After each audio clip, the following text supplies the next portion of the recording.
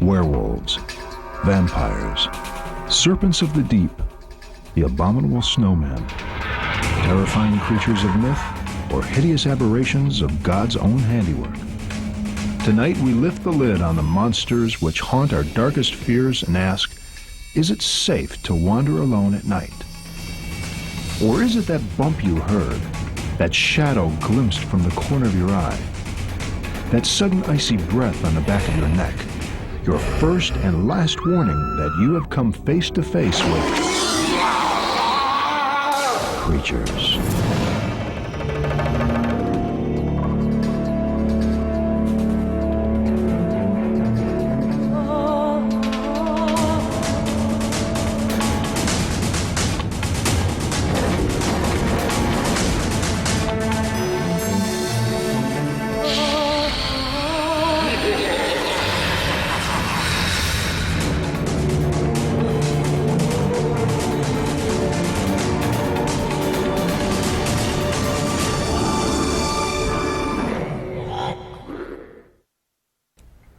We have always been taught to fear the dark, the unknown. Since the dawn of history, monsters were dreamed up to explain that which science and religion couldn't. Witches, trolls, dragons.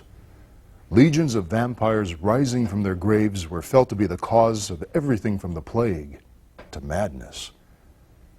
Could it be that humankind's morbid desire to manifest evil monsters is simply a way of projecting the darkness that exists in human nature, a reflection of the beast that lurks in the very pit of the human soul, the stuff of nightmares? Most of the monsters throughout history have been the humankind, mass murderers, rapists, and dictators. Yet as we shall see, real monsters do in fact exist, even to this day, in human form, and in the shape of true evil. In 15th century Europe, if you were suspected of being a werewolf, you might die under the scalpel as doctors searched for the telltale ingrown hair of the lycanthrope, or werewolf. Vampires, who need living human blood to stay alive, are traditionally thought to have existed in the Carpathian Mountains of Transylvania. Strings of garlic are still placed around doorways to keep creatures of the night at bay. Yet so-called vampire killings continue to occur to this day. Gruesome murders committed for the sole purpose of drinking the victim's blood.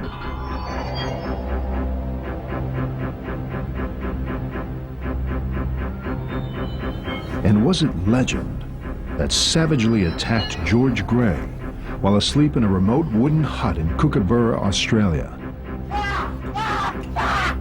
Zoologists scoff at the notion of a monster of the bush, yet the native Aborigines have long known of its existence. Tonight, we go behind the veil of denial and hear first-hand accounts of terror. We learn that not only do monsters exist in the realm of the fantastic, but within our own real world. Trolls, ugly, dangerous, deformed troglodytes. They dwell under lonely bridges and in caves, waiting for unsuspecting travelers or thieves to get too close. A hideous gorgon, female slayer of armies with a nest of venomous vipers for hair, tusk like swine, and a look that would turn the strongest men to stone. The cockatrice, hindworm, and the fire dredge, all species of dragon found in ancient literature from China to England. When reports through history describe the witnessing of some evil, terror-inducing beast, how can we know if what was seen was a figment of the imagination, a trick of the light perhaps, or indeed proof of the existence of some unknown creature? Long before science was equipped with the answers, monsters were often the blame for unexplained natural catastrophe, such as disease or famine. Why is it that we have a need to create these shadowy beasts to haunt our nightmares? Everything's known in the universe. We're always looking for something that's unknown to us. And that's just human nature. I tell my son fairy tales at night time before he goes to sleep because It's culture. It's a way of keeping us together. It's a way of binding us together, telling stories that make us frightened, and we love to do things like that around the campfire, for example. The shapes of monsters are always based ultimately upon observation of nature. While hardly a beast of terror, the small duck-billed platypus of Australia is remarkably similar to monsters of legend. Perhaps Mother Nature herself is playing Dr. Frankenstein in its bizarre combination of different animals. And like monsters of myth, even the cute platypus hides an evil surprise. A venomous spur which can severely paralyze anyone who gets too close. Clearly, the notion that some monsters of myth may have actually existed is not as outlandish as first thought. There are some scholars who believe in the possibility that creatures, not unlike the dragons of literature, did in fact exist. Many ancient texts describe hindworms and dragons closely fitting the huge constrictor pythons found in remote areas today. Perhaps the creatures of our nightmares are closer to reality than we think. Of the various sea serpents of legend, the most feared was the dreaded kraken. According to popular mythology, the surfacing kraken was often mistaken for an island. When ships strayed too close, the kraken would open its terrible eye and its tentacles would rise from the waves and sink them. Scientists today are no longer skeptical. A team of international scientists, led by the son of famed underwater explorer Jacques Cousteau, led an expedition to search for the kraken deep off the coast of New Zealand.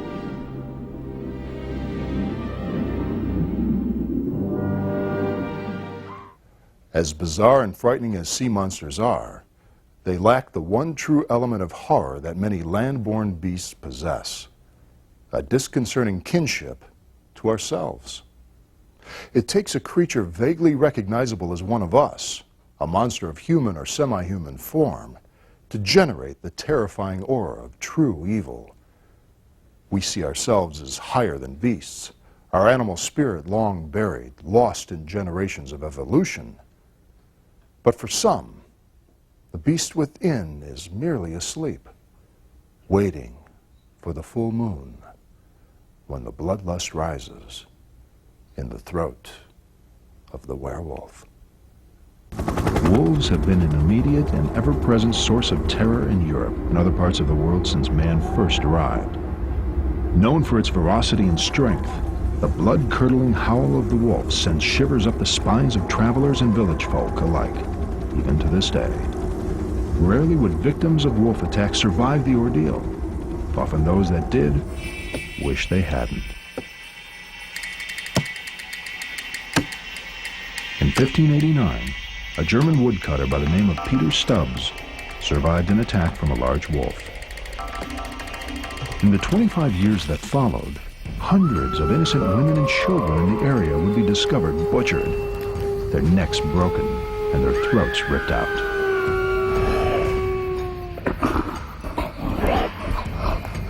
These reports at the time became all too true.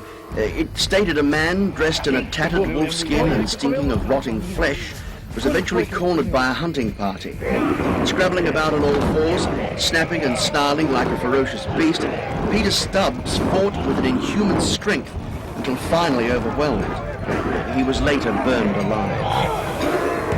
Like vampires, werewolves have existed for centuries, feeding our imagination as well as feeding off of our fears, as well as our flesh.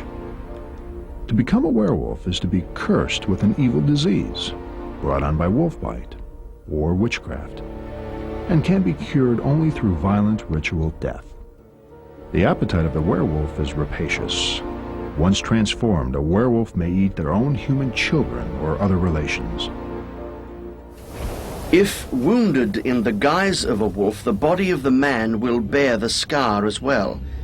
When a werewolf is killed, he changes at death back into a man. The question remains, was Stubbs a true shape-shifting monster of witchcraft, able to physically change from man to wolf beneath a full moon? Or simply the victim of a kind of schizophrenic disorder known as lycanthropy? That's from the Greek, lykos meaning wolf and anthropos meaning man. Lycanthropy in the clinical sense is regarded as a genuine psychiatric disorder. And there exists many self-help groups around the world for sufferers of this disease. The deluded being, often subnormal and possibly under the influence of mind-altering drugs, truly believed he could change shape. This conviction, combined with a sadistic lust for human flesh, was enough to turn man into monster, often imbuing him with superhuman powers. Seen through a veil of legend and superstition, this was enough to convince witnesses that what they were seeing was a snarling four-legged canine creature and not a man draped in a wolfskin. There are still, however, many who believe that it is possible to physically change shape at will. And despite the growing understanding of lycanthropy as a disease, the spirit of the werewolf still haunts the human mind. In more recent times, police in Rome were called to the garden of a private residence where a distressed naked man was found clawing the earth and howling at his captors. Pronto, pronto! He'd later confessed that when the moon was full, he was driven with an uncontrollable urge to stalk the streets, seeking flesh to devour.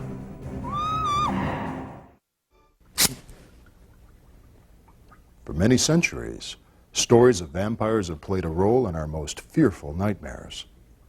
They are the undead, who must drink the blood of the living to stay alive. But there exists two different kinds of vampire. The vampire of myth, Count Dracula and Nosferatu, and the other kind. Those among us who feel a strong need to drink the warm, living blood of another, be it animal or human. Make no mistake, the vampire is among us today. Legends of vampires have their roots in traditional fears and superstition, and some fact. A fear, for example, that people can rise from the dead. Likewise, outbreaks of plague in the Middle Ages were often attributed to an uprising of vampires. The very notion of vampires sucking the lifeblood from healthy humans further supported the link with this deadly sickness, which robbed villages of their entire populations. Action had to be taken.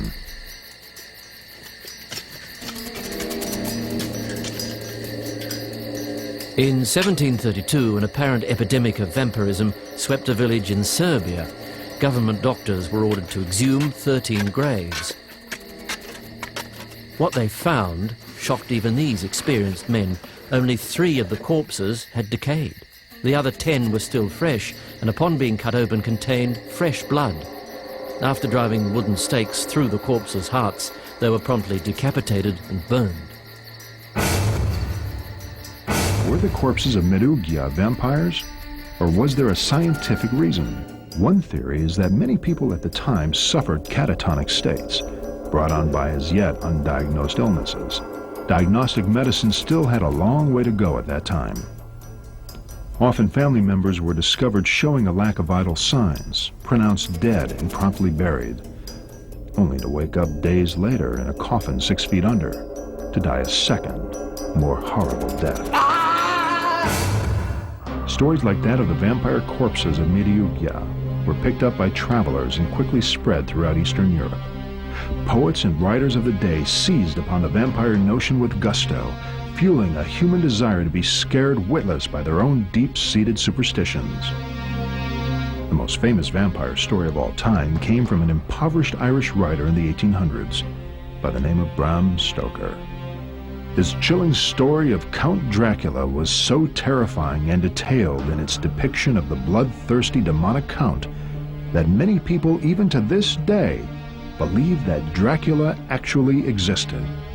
What is more amazing is that he did.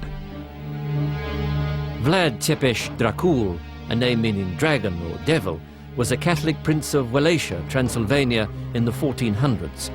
Holding supreme power for many years, he would select men, women and children, cut off their hands and feet and slowly impale them on wooden stakes. But though he delighted in the shedding of human blood, no evidence exists that he was partial to drinking it. Not so. His distant cousin Elizabeth Bathory, the beautiful Transylvanian countess of the 16th century. Born into one of the most illustrious royal families of Europe, Elizabeth married at 15 and was soon ensconced in a lonely castle in the mountains. Plagued by narcissism, Elizabeth's sexual appetite ran to the many servants of her castle, both male and female. When a maidservant accidentally pulled Elizabeth's hair while brushing it, the cruel countess slapped the girl, causing blood from her nose to spatter across Elizabeth's skin. Noticing how the blood made her skin appear youthful, she cut the terrified maid's veins and her blood collected into a bath in which Elizabeth bathed. Thus began an orgy of death which lasted more than 10 years and claimed over 400 victims. Bathory not only bathed in the blood, but drank pints of it daily and engaged in ritual sex and torture. When the ground around the castle overflowed with stinking corpses, they were thrown out in fields for wolves to devour. Thus was her undoing. Bathory, a true vampire, was tried and convicted. And while her accomplices burned, Bathory herself was walled up in her bedchamber with only a narrow slit left open to permit the passage of food and water. Denied blood, she lasted 4 years. For most of us, the thought of drinking warm blood, human or animal, is enough to turn the stomach. Linking the experience with any sense of erotic feeling is likewise difficult. Yet there are some for whom the practice of drinking or making contact with blood is highly sexually arousing. The practice, known as blood sports, involves sexual partners cutting themselves before engaging in erotic activity, smelling, tasting, feeling the warm, pulsing blood on their naked flesh. For these people, the practice is far from barbaric. Rather, it is seen as a higher form of lovemaking. But for some, the desire for blood is more than just a fetish. When the craving for blood gets too much, nothing stands in the way of the true vampire. Of all the hellish creatures of history, vampires perhaps evoke the most profound unease within us. They prey not only on our blood, but on our souls and our fears. They resemble us, for they were once human themselves. But in today's scientific world, is there room left for such fantastic notions as a creature of the night who casts no reflection? As you will see, the undead is very much alive and with us today. I saw before me a forest of crucifixes, which gradually turned into trees. Rain dripped from the branches, but as I approached, I realized it was blood. A man went to each tree catching the blood. When his cup was full, he approached me. "Drink," he said. The grimly recurring nightmare of 20th century vampire John George Hay, who was hanged in England in 1949 for multiple murder. His motive was, he claimed, to drink the victim's blood. Hay's dream was not unusual. Vampires live in a perpetual nightmare of blood. They see blood running down walls, awash in the streets. Like human beings crave oxygen to survive, so must the vampires satisfy the need to feed. Vampires are people, just the same as us. They're an ethnic minority. They are similar to us in so many ways. They're a little different. The vampires are a threat in so much as if a vampire does go bad, they are likely to cause more havoc because of the certain powers, the healing abilities, the strength, the long lifespan, of course, and the fact that they feed on humans. It was Tracy Wingington's need to feed that sent her out on a cold winter night in Brisbane, Australia in 1990. Tracy, a lesbian, had been out drinking with friends at a local bar. She had been restless and became overwhelmed with a desire to kill. She and her friends were driving along River Terrace when Wingington spied a hapless drunk, Edward Clyde Baldock, staggering home after a few too many. They pulled over.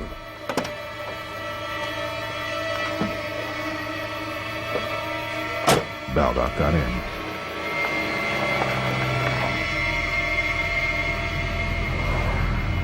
They drove in silence to this park by the river only a couple of kilometers away.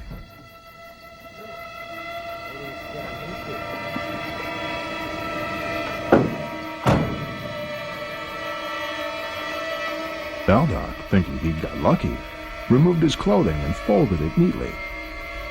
Before he could turn around, Wingington plunged a knife into his throat, neatly slicing open his jugular vein. As Baldock fell to the ground, his very life spurting from him, Wingington drank his steaming blood before sinking the knife another 26 times to finish him off. Though she categorically denies drinking Baldock's blood, her partners in crime testified to what they saw. Baldock's body lost 75% of its blood. How much of it Wingington consumed is not known. When she got back into the car, her 3 shocked companions recall the smell of hot blood on Wingington's breath. But by some freak chance, Wingington's bank card, damning evidence, ended up in Baldock's shoe, and she was apprehended the next morning. When allegations about the behavior of Tracy Wingington began to surface, the public went into shock. Lisa Taschinski, one of the co-accused, claims to have slit her veins to feed Wingington on several occasions, often during sex, when the craving for blood intensified. Psychologists have defined clinical vampirism, or homosexuality, as a sexual attraction to blood. Is Wingington merely a delusional homosexual, or a true vampire? Taschinski claims Wingington avoided sunlight and mirrors, regularly drank blood which she obtained from butchers. Past school teachers recall the young Wingington as a bully and a loner. I remember some of the other children used to tease her and call her a vampire. Some believe that Wingington is not only a true vampire, but that there are indeed many vampires alive today who struggle to maintain their existence without succumbing to the desire to kill. Most vampires, as I said, are just people. There is very little to fear from your average vampire.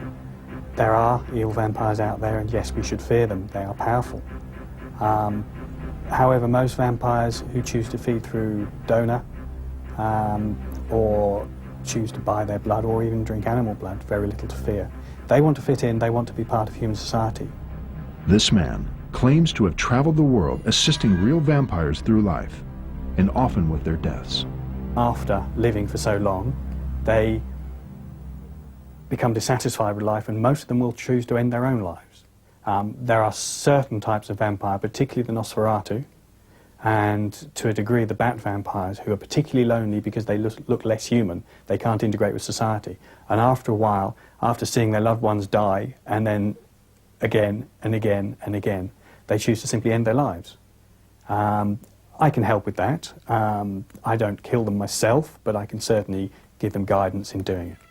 These shocking photographs seem to show us that vampires are indeed more real than we ever imagined. The cast behind me is of a vampire recently, which I found the head, just the head, no sign of the body, in a bath. This is a cast which has been painted up as an example, so we can see what is done to vampires. Sadly, for Edward Clyde Baldock, his meeting with the vampire came at the cost of his life. Make no mistake, vampires should be feared. By the time you see this, Tracy Wingington will be due for parole.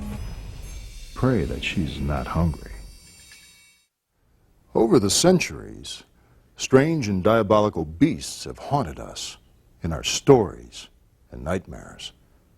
But perhaps the most truly terrifying monsters are to be found not in the realm of the imagination or the occult, but out there in nature itself. What you are seeing is a photograph of an unidentified creature shot by trappers in the snowfields of British Columbia early last century.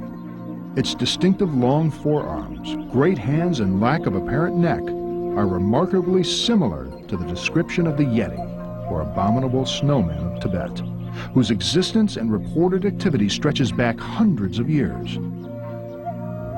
Once prolific in the high snowfields of the Himalayas, they were wiped out in the early 1900s, poisoned by farmers to protect their livestock. Most remarkably, the descriptions of the Yeti are consistent with those of the Bigfoot and other rumored giant ape-like hominids reported elsewhere in the world. Pictures taken early last century have surfaced and only recently of tall ape-like beasts shot as vermin and then left to rot. Anthropologists are baffled and divided. In 1935, Dutch anthropologist Ralph von Koenigswald made a startling discovery. While visiting a Hong Kong herbalist, he discovered to his amazement a fossilized tooth sold as an aphrodisiac. He recognized it as the lower third molar of a carnivorous primate of some kind, but twice the size of the largest ape's tooth known. By 1954, he had collected over 20 such teeth, virtually identical to a human's, only 6 times the size. His discovery was of a terrible species of giant flesh-eating ape dubbed Gigantopithecus, which stood a frightening 3 meters tall, weighed over 300 kilograms, and is thought to have died out over 1 million years ago. Here was proof that a creature fitting the description of Bigfoot once did roam the earth. In 1938, deep-sea fishermen working in the Indian Ocean brought up a strange, prehistoric-looking fish, almost 2 meters long, with large, thick scales and fleshy fins. Paleontologists identified the fish as a coelacanth. This unusual discovery rocked the scientific community, for the coelacanth had only ever been seen before in fossils over 400 million years ago. Is it any less believable, then, that there exists in remote forests a creature thought to have died out only 1 million years ago? Well, I'll say that a lot of the evidence has spoken for itself. For example, we have the footprints that have been found, and many of them have been casted, and some of the castings have proved to contain dermal ridges. Along with the footprints, we also have the eyewitness encounters, as well as fecal matter samples and hair samples that have been gathered. Though sightings have been plentiful over the years, physical contact is rare, perhaps mercifully so. A young couple necking in the woods near Murfreesboro, Illinois, had a narrow escape when what seemed to be a tall ape-like creature appeared and viciously attacked their car.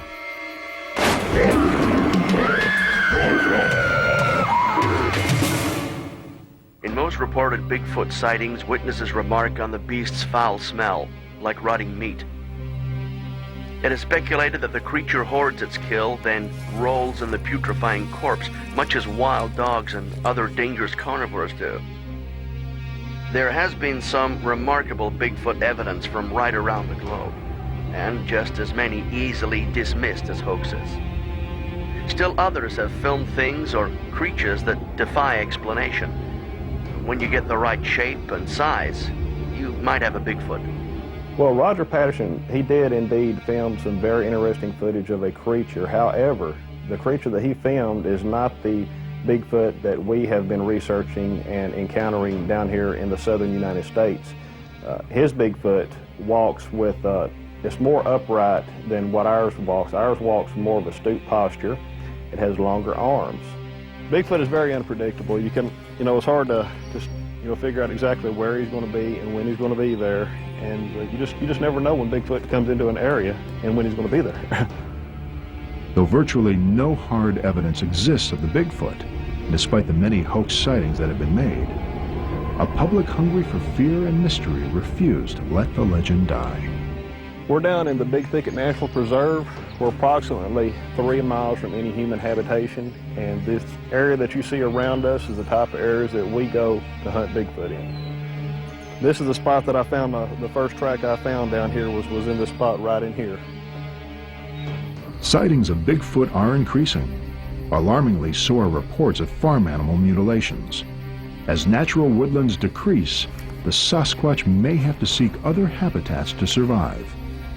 Maybe our backyards and playgrounds will be the next hunting ground of the Sasquatch.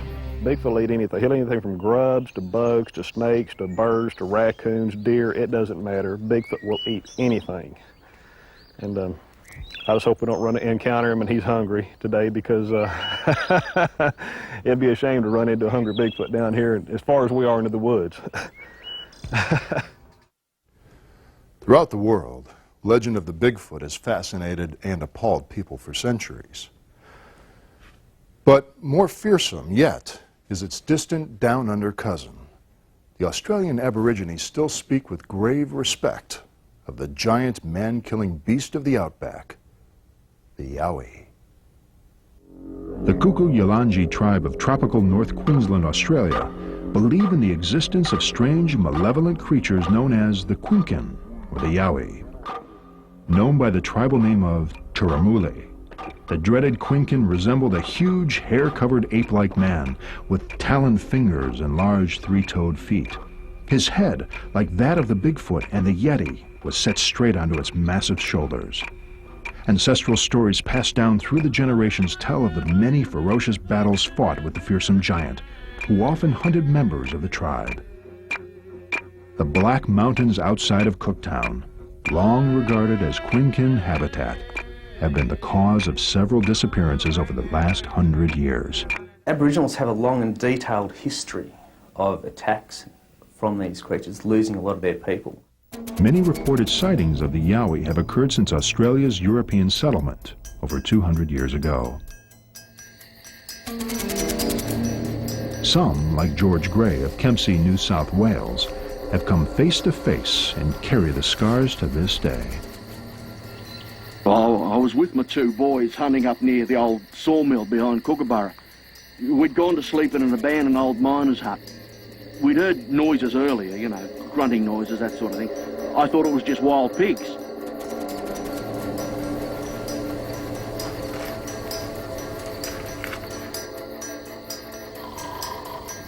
Well, about 2 a.m, I guess, I woke up to this foul smell and a crashing noise.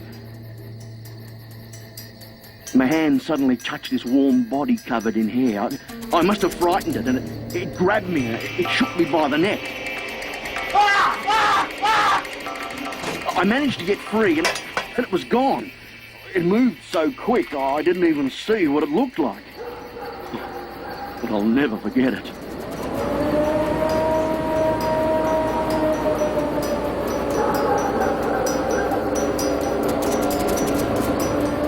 If there's something out there, we'll catch it.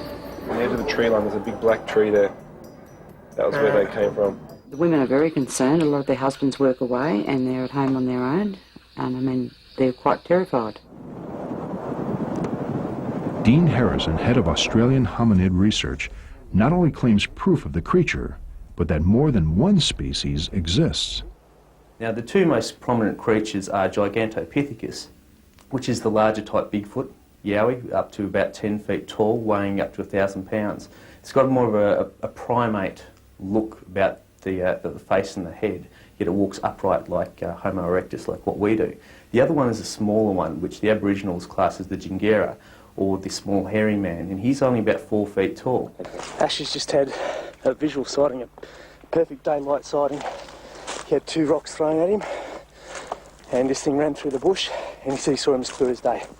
He's big, like 8 or 9 foot, but he's 7 at least. You know, he was running too. So he's straight up the back of the hill behind you, I guess, now. Initially, when I walked up, I saw the rock, and then I stopped and, you know, where did it come from? And then the lantana pile moved, or sorry, there was a tree in the lantana moved. I called in, I walked up the high side of that, and then he just ran straight up the hill. While hunting in the bush outside of Kilcoy, Queensland in December 1979, Warren Christensen and Tony Solano claimed to have seen and shot at a yowie. They made a cast of its unusual 3-toed footprint. It bears a remarkable resemblance to that of a similar print of a yeti found in Nepal 100 years earlier. Well, we take these kinds of things very seriously, but we're not trying to prove that God exists here in these kind of situations. So we do ask for evidence. If someone comes to us with a footprint or a handprint of a yowie, for example, then we like to be able to see the print. We like to find out a bit about it. Have a good look at me footprint here. Beautiful. Look at the size of that instep. Look at that out. It's very nice. Take this, for example. Here's a footprint that was taken, and it looks as if it's the claws of an enormous animal, perhaps a yowie, maybe a handprint of a yowie, or a panther, or something or other like that. And the people who brought this in were very excited that they found something of another world, shall we say. But when you look at it carefully, all it is the footprint from a kangaroo. And if you see the hindprints of this wallaby here, you'll see that it has two main claws on either foot. And when these two go down together in mud on the tiptoes, you simply get a print that looks like that, and it's easily explainable. Australian scientists, like many the world over, retain a healthy skepticism when it comes to a lack of hard evidence. This chilling tape recording taken by a birdwatcher in the marshland of southeastern Victoria remains unclassifiable by any expert to this day. It is believed to be a genuine yowie.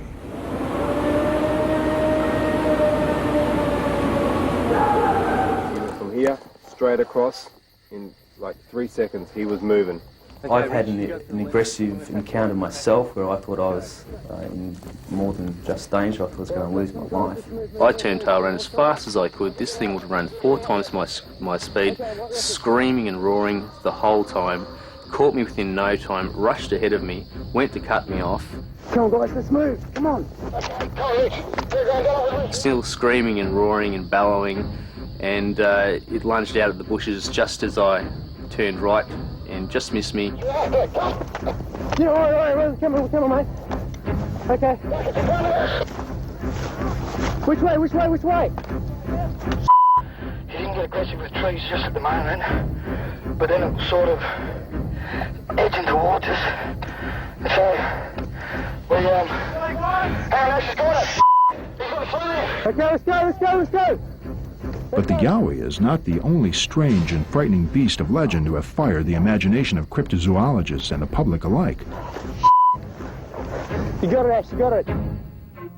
Just as quickly denounced as fable by qualified experts are the regular sightings on the island of Tasmania of a vicious creature resembling a cross between a hyena and a tiger.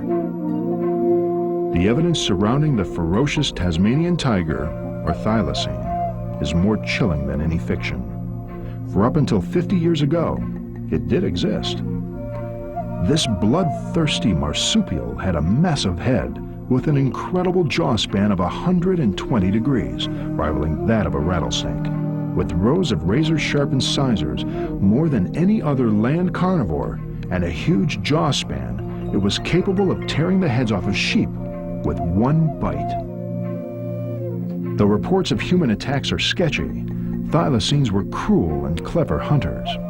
Eventually, farmers had enough of cleaning up the savaged carcasses of their livestock, and the famed tiger was brutally hunted to extinction.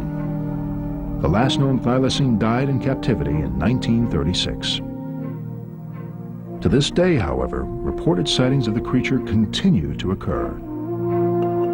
Yet despite evidence to the contrary, experts believe the animal is extinct. And when an animal dies, it leaves behind it evidence like teeth and bones that we can use, and they last for hundreds of years in many cases.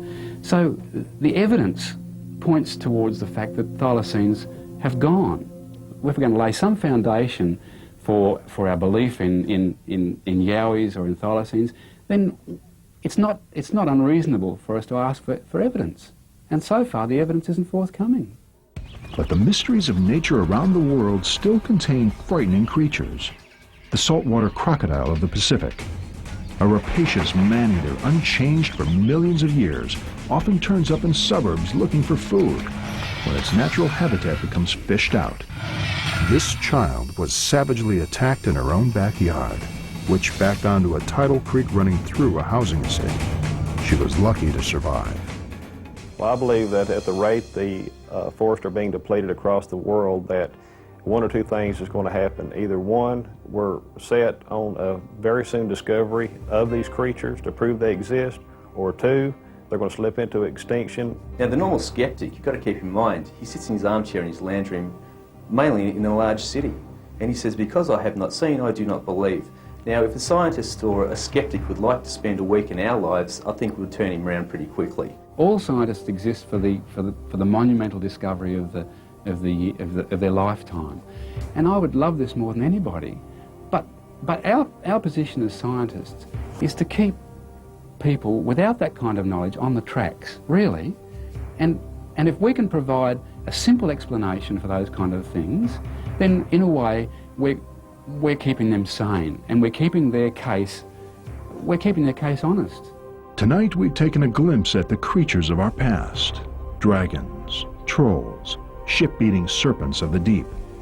And asked ourselves, what compels us to create such diabolical monsters?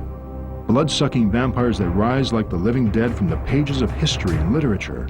We have come to reluctantly accept, frightening as it may be, that wild and bloodthirsty creatures of legend may yet stalk the back roads of our own towns and our parks.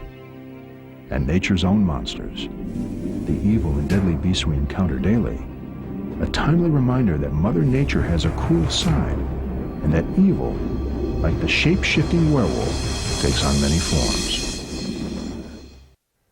But when we look at the destruction visited on the world by humankind, the wars, the pestilence brought about by greed and intolerance, the starvation and torture sanctioned through ignorance and bigotry, perhaps the most evil of all creatures is us.